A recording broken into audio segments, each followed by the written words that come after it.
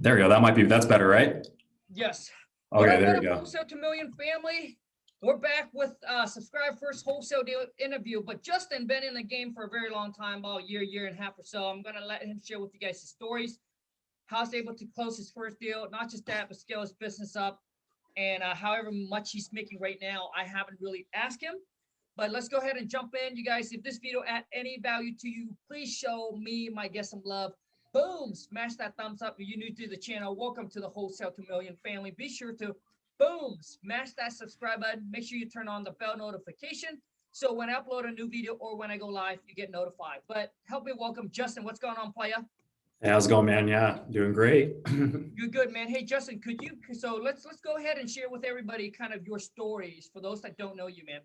Yeah. So, I'm originally worked as like an engineer. My partner originally had a business in like the event rental business, so that's kind of like where our background came from. We had no background in real estate or anything like that. I went and got my real estate license and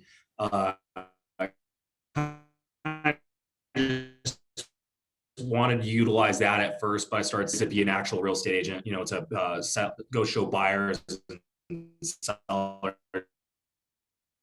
homes and everything like that. Retail buyers and sellers is going, showing them homes, how long the process. Hey, Justin, can you hear me, bro? Yeah. Yeah, dude. Yeah. Yeah, man. The internet connection is really bad. Let me get back. Let me get out of here. I don't know what's going on in the office right now. Internet connection. I think I got everything all plugged straight into the modem. Let me go straight in here. Hold on. So we got our acquisition guy here. Hold on. Let me get into the next room. Okay. Let me get into our next office over here. I don't know if it's my office. It's so weird. I've never had a problem with that. So let me get in there. Yeah. Oh, let me get in here. So we'll go into this office right now. Is that better? Yeah, cool, man. Awesome. Yep. Yeah. Okay. So, and let me open this door real quick. Hold on real quick. Let me just open his door just so I can make sure all that internet connection comes through. I don't know. But yeah, so, like I was saying was, I started as a real estate agent and, can you hear me better? Yep. Okay. Yeah. So I started as a real estate agent and, kind of did that and started seeing how long the process was to do those retail transactions. So then I actually started, by watching your YouTube videos. Oh, and no way. Yeah. This was back like when you weren't as big as you are now.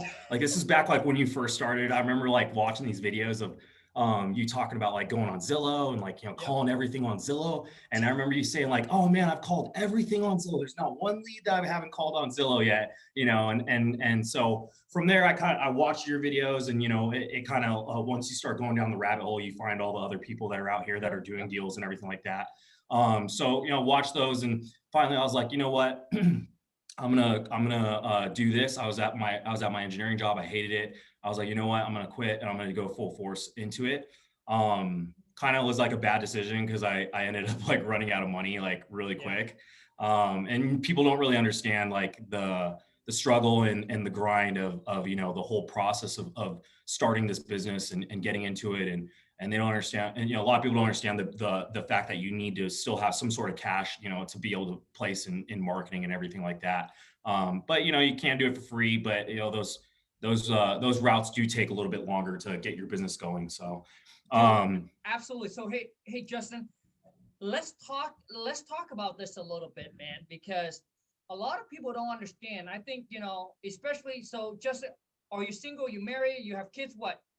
I have a kid. Yeah, I have a 6-year-old. Okay. But you're single? Yeah, single. Yeah. At the time when I started, I wasn't, but now I am. But yeah.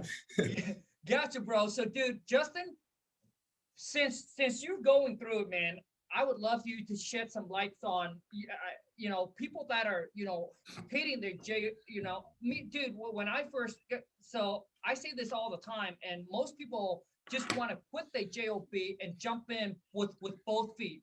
And I actually share this on one of my videos. I said, listen, if you're by yourself, you're single, fine. You know, you do whatever you want to do. All right, because you're the only one that's going to go through the pain, the stress, not having that money, right? Yeah. But when you have a family, man, it's a completely different thing. A lot of people, I say that they're selfish when they just want to quit their job knowing that they got no reserve, right? Like they got no money, you know, for the next 6 months or next year, however long it's going to take you to get that first deal, man. It's not like you quit and all of a sudden the next 30 days you get a deal. Like it doesn't happen like that. Not at all. And so I tell people, you know, especially when you have a family, you can't be selfish. You don't want to put your kids, your wife, your husband through that whole struggle with you. So make sure when you pull the trigger on your job, you know, like make sure you got some reserve, some backing. Yeah. So, no, 100%. Yeah. We, when I ended up, calling it quits on my job, I mean, I only had like 20 grand in the bank, and that's really not much, you know, and like, I did it, and I did it out of, you know, I mean, just not really thinking straight. I think I had a bad situation at my job where I wasn't like getting any higher than where I was at right there. So I was just like, you know what, I'm done with this. I'm going to go full force into real estate wholesaling. Had some money to fall back on. Wasn't nearly enough of what I needed.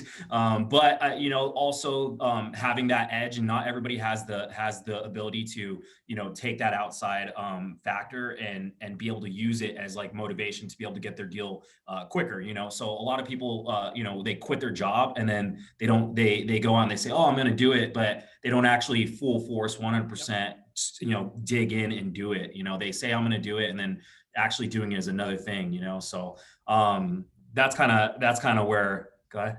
No, Justin, I also want to touch base, on that, bro. Cause, a lot of times it's like, people don't see the struggles of this business. And yes, you know, it's just like whatever you mentioned earlier, there's the freeway to do it.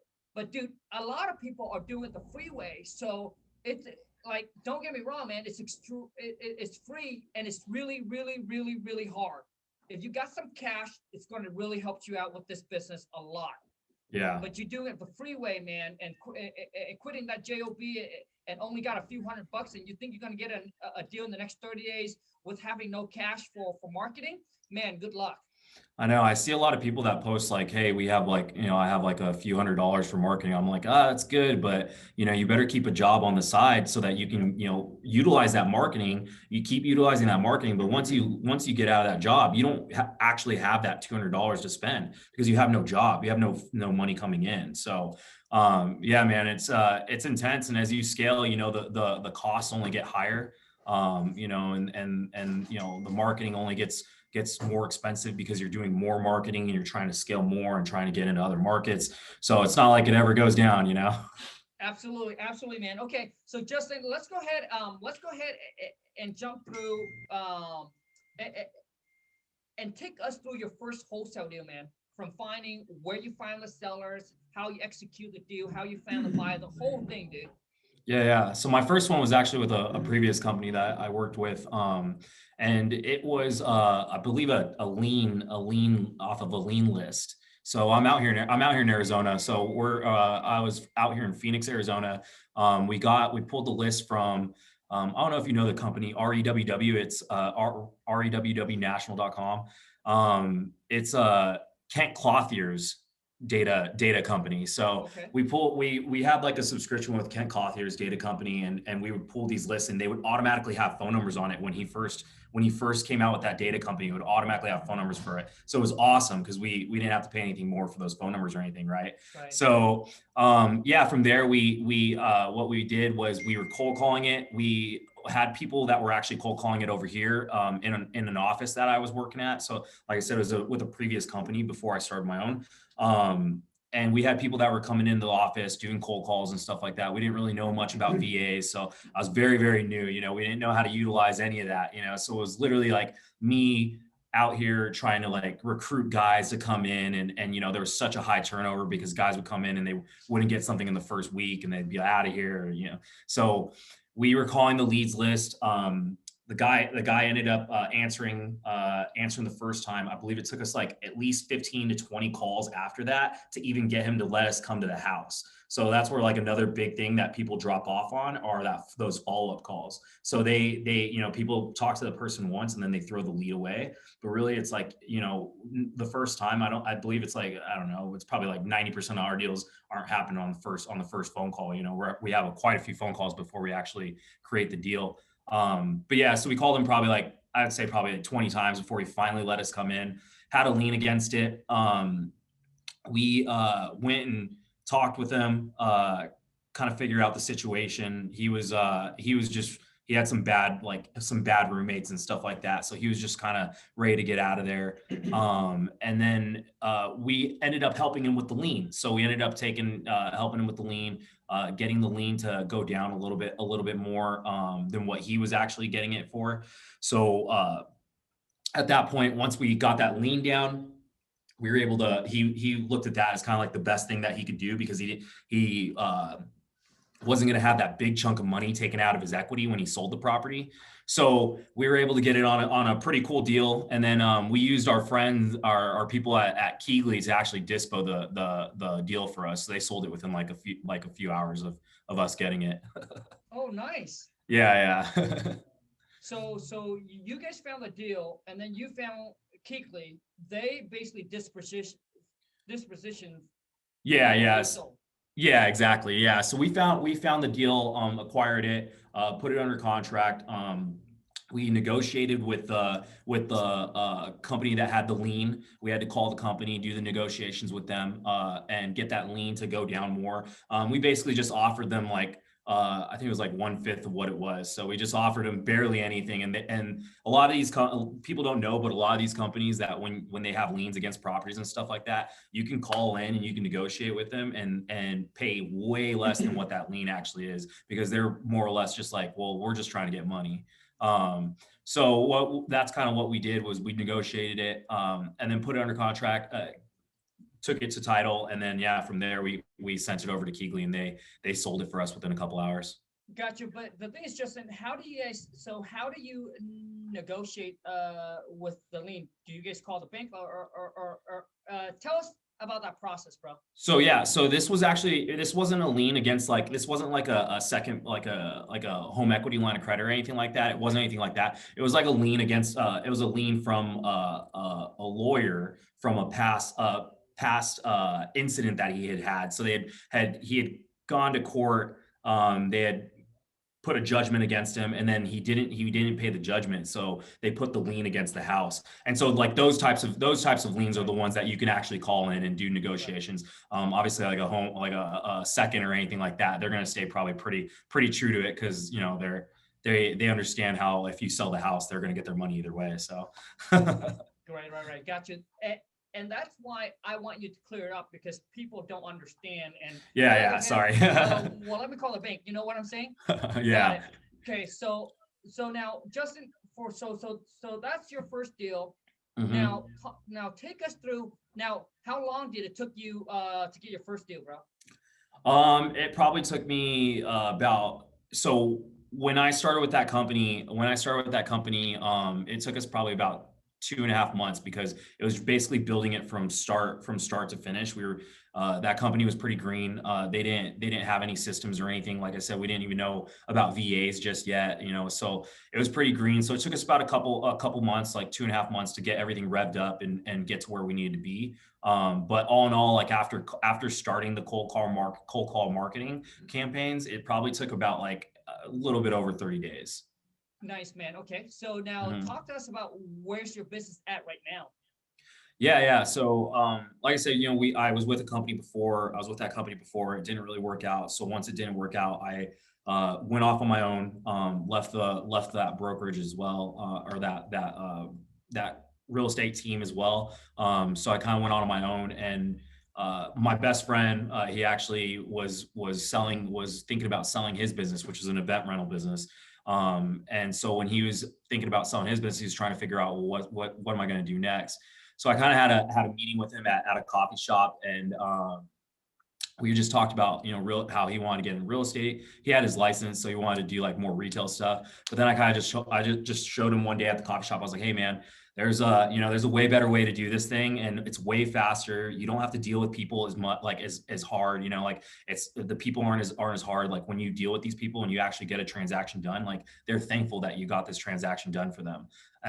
So, you know, I told him a little bit about it, he took that and went back home, took him about a week to finally say, yeah, I'm on board. And then, yeah, and then just at the beginning of this year, we started Arizona Home Offer. So that's where we have an office out here in Phoenix now.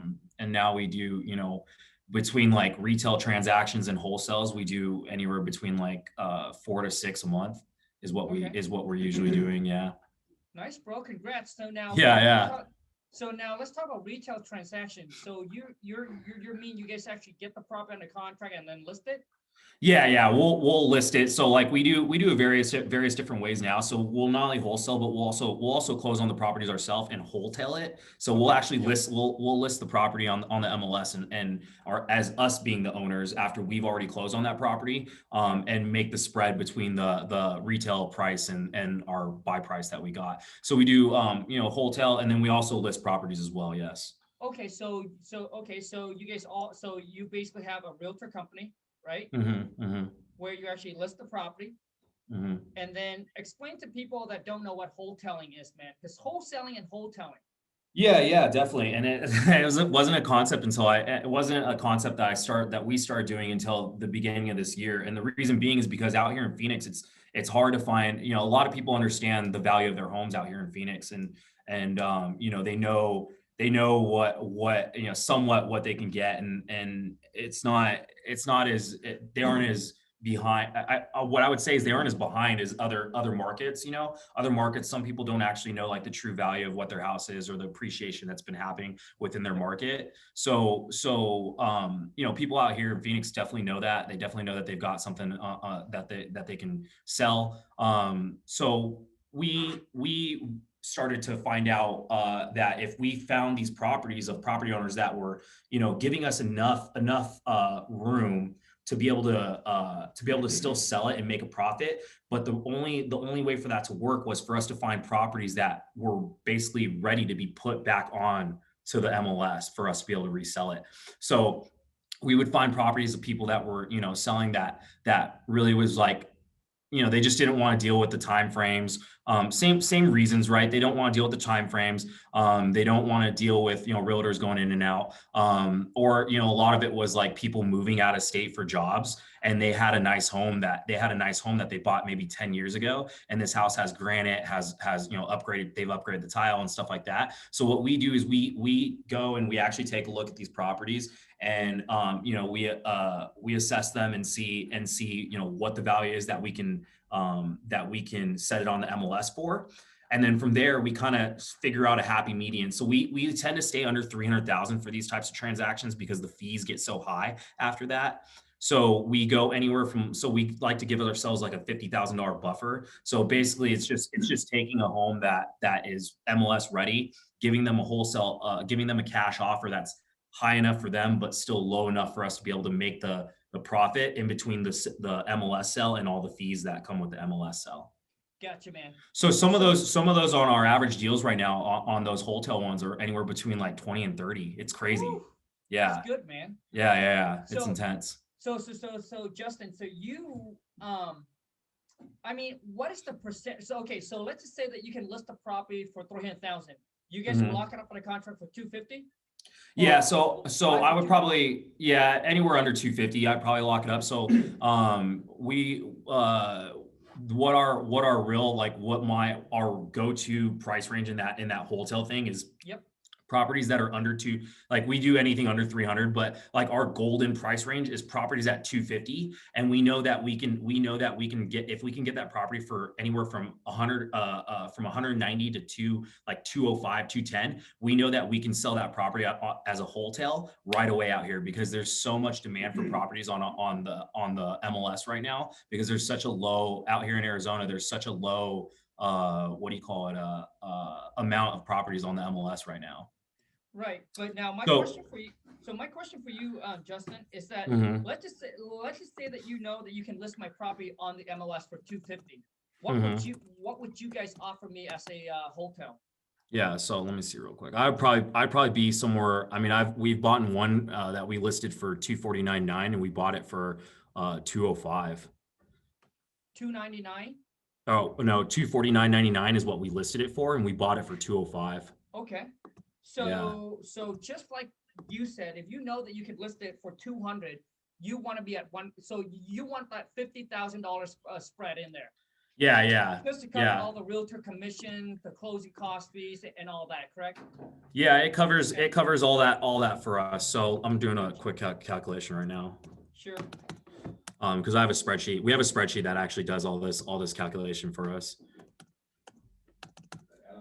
And then what we look for is, like I said, properties that are basically just ready for us to put back on, that we don't have to do any little to no, like below $5,000 in repairs again, like is what we look for. So Gotcha. something like that I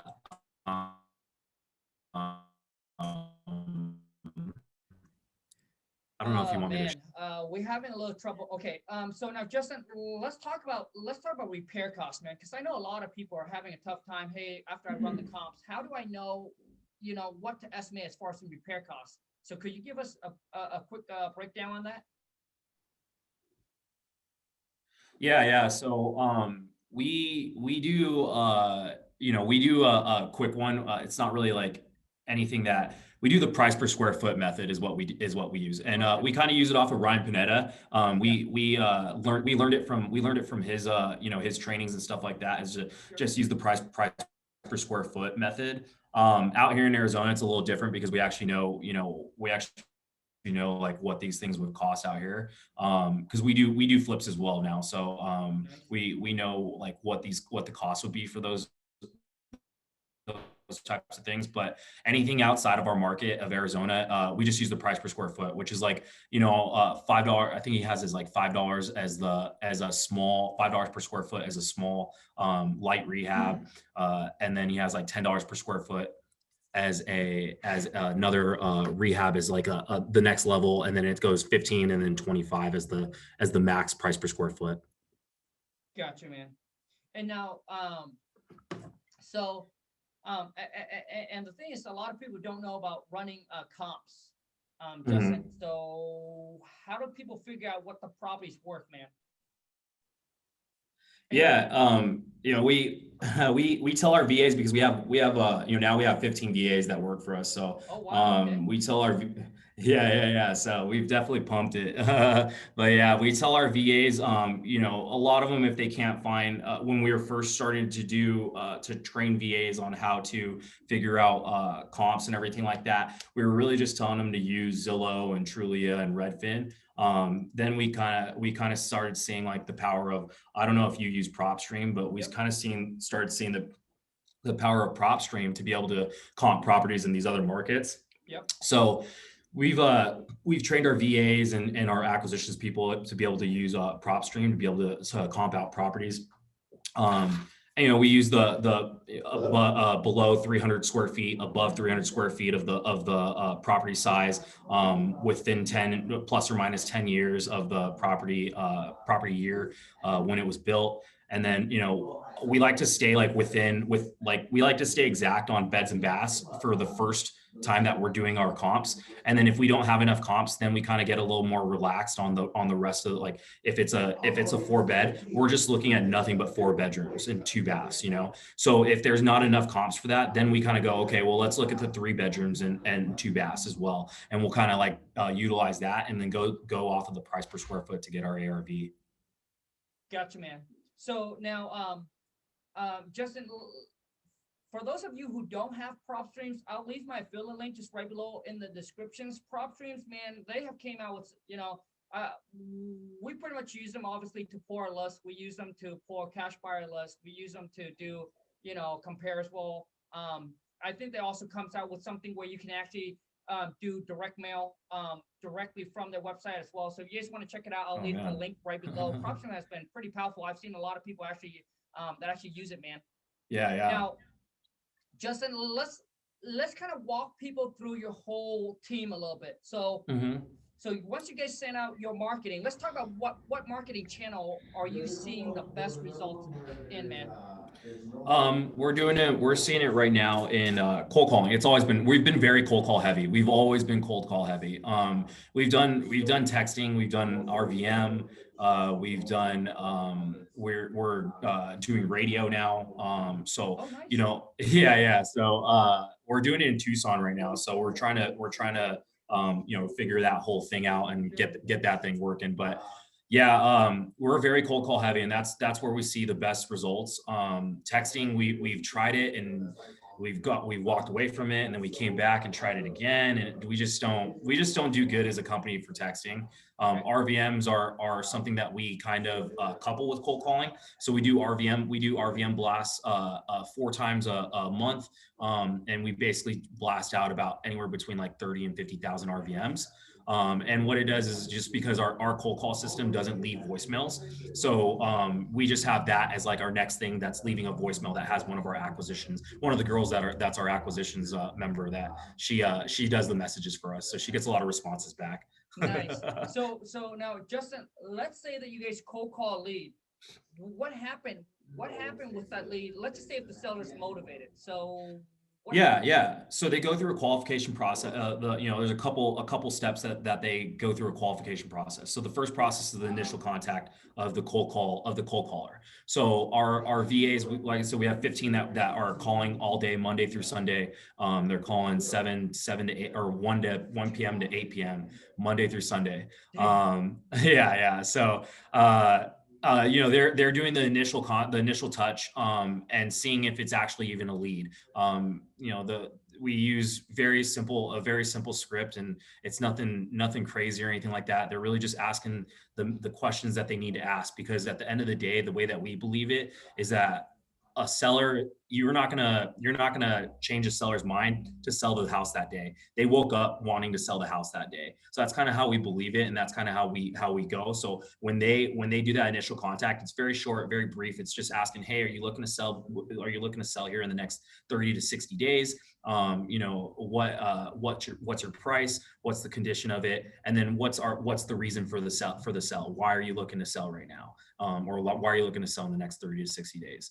Once they do that, they send it into they click wants offer on our calling system. We use ZenCall. So they click wants offer on our calling system, and it goes into our Podio system. So it gets transferred automatically into our Podio system. From there, we have VAs that are our junior acquisitions people inside of our Podio. So they go in, they get a new lead alert, and our VAs will, at that point, that are junior acquisition people, they will go in and they will make what we call as a heat check. So they call and they get a little more in depth on condition. They get a little more in depth on reason, and they really grind it and get it ready for us as the acquisition people to get on the phone with them, and just to be able to really just talk about options and not have to talk about all that other silly stuff. Hmm. So they go through a few questions, you know, how, like, they actually get into if they get into how many beds, baths. You know, if it's in certain areas, some areas have basements. Out here in Arizona, we don't. So we get into, like, is the basement finished? You know, the furnace, if you have AC or do you have wall units? You know, they get a little more in depth in that, because on the initial cold call, we always see that a lot of people aren't too open on that initial cold call. It takes a Right. few calls for them to be able to open up. So that's where we kind of put like a 3-point system of touches when a lead comes in. So once they get through all that information, they give them a soft offer range of where we would be offering. At that point, they take notice on, you know, what the seller has said about the offer range, how their demeanor was after the offer range, you know, all in all, like how they took the offer range, and then they send it into the acquisitions. They click a button that says needs attention, and that notifies us as the acquisition people to get on that lead. Nice, bro. It seems like you guys got everything dialed in, man. Oh, we try. It's been a lot of trial and error, man. A lot of money Congrats, lost, you bro. know. Congrats. So Thanks. Justin, let's go ahead and wrap this up, man. For those that are starting out, you know, trying to get their first deal, whatever or not, man, what are some tips or advice or some things that you have learned throughout, and how can they learn from whatever you've gone through to make sure that they can get the first deal as quick as possible, man? Yeah. You know, the best thing that I would say is and even though it wasn't a good experience with that old company, the best thing I would say is go to someone that's already doing deals and try and just learn from them, or try and like get under them so that you can do deals underneath them. Don't worry about making that big paycheck, and don't quit your job just yet if you aren't doing deals yet and you don't have at least, you know, your year's worth of salary that you're making at your job. If you don't have a year's worth of salary saved up, don't quit your job. It's not worth it. You're going to be struggling, and it's going to be even harder for you to get deals because you're worrying about something else. So what I would say is, hey, is in your market, and we're in Arizona. So if anybody thinking about Arizona, you know, you guys can come and reach out to me, but in your market, reach out to a wholesaler that's already doing deals. See if you can work underneath them. See if you can utilize his marketing to be able to get deals and just make a small commission off of whatever they pay you. Once you start getting enough, you start stacking enough money, you start getting enough experience, you start understanding how this whole thing works, you start understanding systems, processes, and what you need to do to be able to be successful. Then at that point, utilize that money that you saved up this whole time that you've been getting deals with and start your business. But that's how I would say do it, is just definitely go under someone and really soak in everything that they got to offer you. Smart man, dude. It's extremely smart. I think I heard do you know Jack Ma, the Alibaba guy, Jack Ma? Yeah, yeah. So I heard one of his interview, and this is what he said. He said if you're in your 20s or whatever, he said if you're in your 20s, what you want to do is you want to go work for a mom and pop, like a small company. Don't go and work for a big company, because you ain't gonna learn shit there. Because you know why? Yeah. You're just gonna be one of their, basically you're just gonna be one of their, you like, oh, you only know one part of the whole company. Well, you're in a position. Yeah, correct. Yeah. So all you do is that, right? And so what you want to do is you want to go find a small local company that you can actually work for, because they actually teach you the whole entire process, because they're just a small, Exactly. maybe one man or one, you know, like a small one, right? So you Mhm. know the entire process of how to run the whole entire company. And then in your 30s, you can go ahead, and once you got that knowledge, that experience, then he said in your 30s, you can go out and you can hustle. He said when you're in your 50s, especially if you just follow a young guy and invest with them or whatever, in your 60s, you shouldn't try to be an entrepreneur and hustle and grind, when you should just, you know, lay in the beach and, Yeah, be hanging out. you know what I mean? So the thing is, a lot of time people ask, hey, is it too late to start? And most people will tell you, you know, it's never too late to start. But to me, man, honestly, you got to understand where you're at in your life. You know, by the time I'm 60, dude, I really don't, you know, but because the hustle and grind to build a business as an entrepreneur, dude, it ain't easy. It can take you another 5 years or whatever year, right? And then you're 65, and you spent all those time, right, hustling and grinding. To me, you know, by the time you're 60, like, I really believe in his method. You know, when people say, Mhm. you know, is it too late? I do believe sometimes it's just too late to even start to get into being an entrepreneur and then start your own business, because I know how hard it is, and I'm sure you do too, Yeah. to take a business from zero. Dude, it requires so much ambition, so much commitment, so much dedication, and lots of hard work, man, It sure does. and all the stress that go with it. So by the time you're 60, dude, I don't know if you want that, you know. Yeah, And then, definitely no, don't. and then, dude, people say it takes 10 years for an overnight success. What that means to me is to go from zero, right? No help, go from zero, not like you were giving a boatload of money, to go from zero to becoming a millionaire. To me, that's what it means. It takes, people think success happened overnight. It means it takes 10 years for an overnight success. To me, that's what it is. Yeah. Overnight success takes 10 years.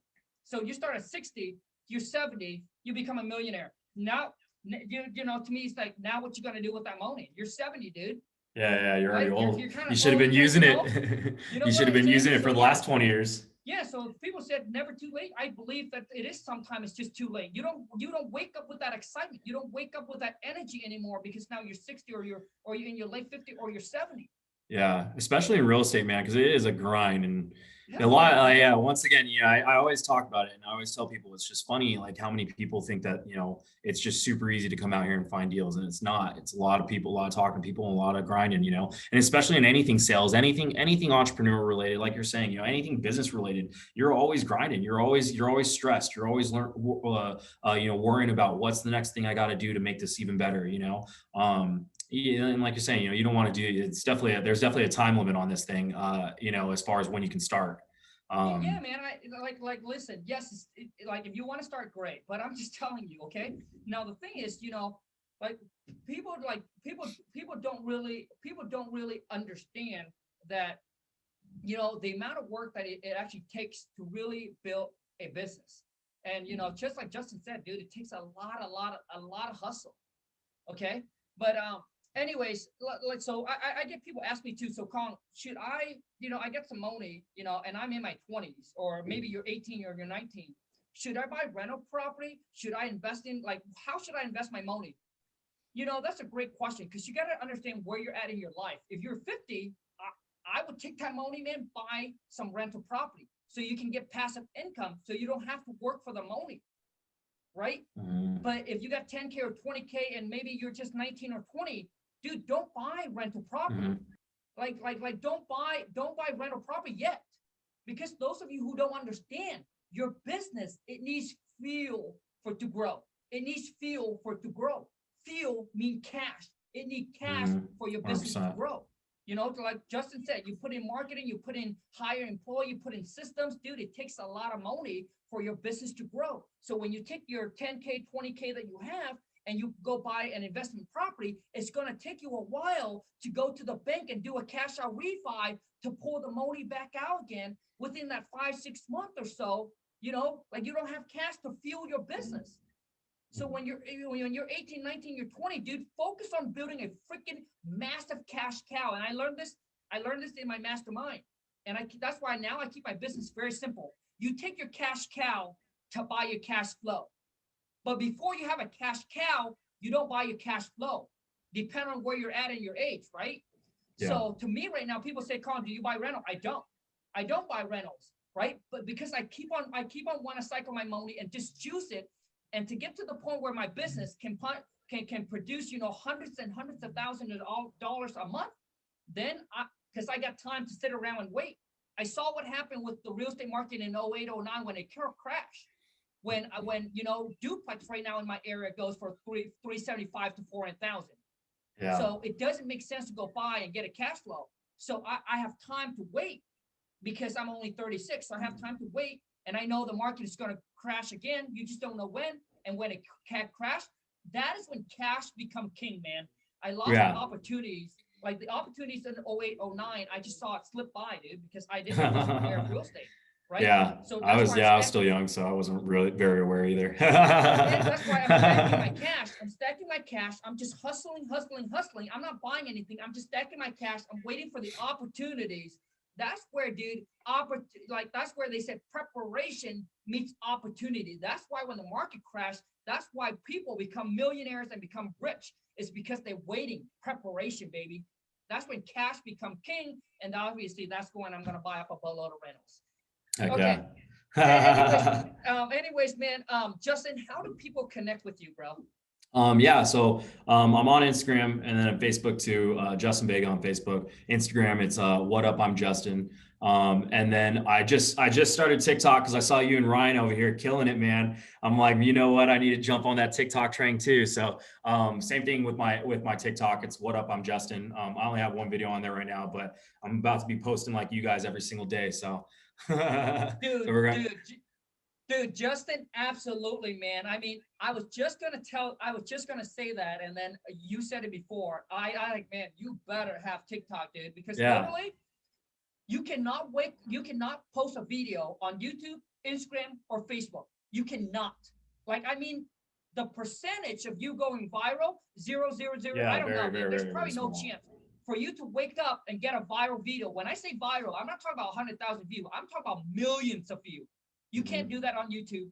You can't do that on Instagram or Facebook. Try it. But the chance of you, Justin, making one video to go from zero and wake up and have 100,000 follower. Boom.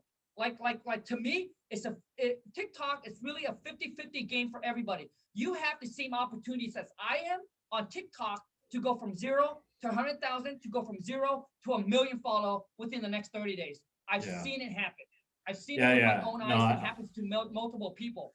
I've definitely seen the power of that platform. I was just like, I saw Ryan. I think Ryan was like, it didn't have many, and then just like within a couple of weeks he had a bunch, and I was like, geez Louise, man, this thing is just open season for everybody. Correct, man. But the thing is, dude, Justin, let me give you one tip on TikTok.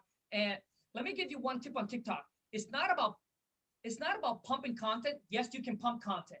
You can pump video out, but I've seen so many people pump so much video out and not get traction. The thing is, dude, Ryan is a true social media killer. So I remember I talked to Ryan back in March when we're at a mastermind. I said, Ryan, dude, you would kill it on TikTok, dude, because you have all the backing, experience, all that. And Ryan went home, dude. He didn't do anything for 1 week. He said, okay, I'll check it out. The whole entire week, dude, I say, yeah, this guy's another talker. He ain't gonna jump on it. He took the whole entire week, dude, just to study the trend on TikTok. And then boom, and then he pumped, I think it was his second or third video, dude. It got over 1 million views. That guy, dude, is a freaking stone cold killer. Like if I were you, man, it's not about pumping out video, but make sure to take some time, study the trend. Once you understand the trend, because I've seen so many people on there, man, make so much mistake, and I don't have time to get into that. I see so many people make mistake on there. They're pumping out so much information content, but not going up with the trend, and they're not blowing up. Like they've been doing it for 60 days, 90 days, and they only got around less than 1,000 followers. And so to me, it's not about pumping out a boatload of content. It's pumping out the right content. The ideas is good, man, but you need the execution. Most people take it, because you and I, we can have the same ideas, but the one execute better than the other, I promise you, is the execution, not just the ideas. The ideas, what I mean is the title. Like, hey, what am I gonna say? But the execution of the video, dude, is way more important. Anyway, Justin, go ahead. You're talking like a video, like the song, the yeah, man. tags, all that stuff. Yeah, man, I'm talking about the execution. The execution, like if you watch it, you understand. The execution to me means like, hey, let me tell you my story. Don't, but you got to come in with a good hook. Got it. Okay. How I went from 0 to a millionaire in 2 years. That's a hook. Yeah, got it. Right? That's a hook. And then you got to wrap it with a punch, something that is unique about you that actually stand out. Okay. So because if you make it too normal, you're just going to blend in with the rest.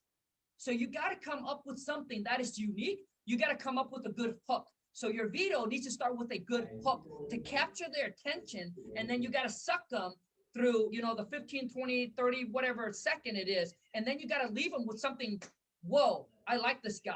Or something uniqueness about you. Okay, for me, it's like, let's go get this money, or like, do you know what I mean? Something that is unique.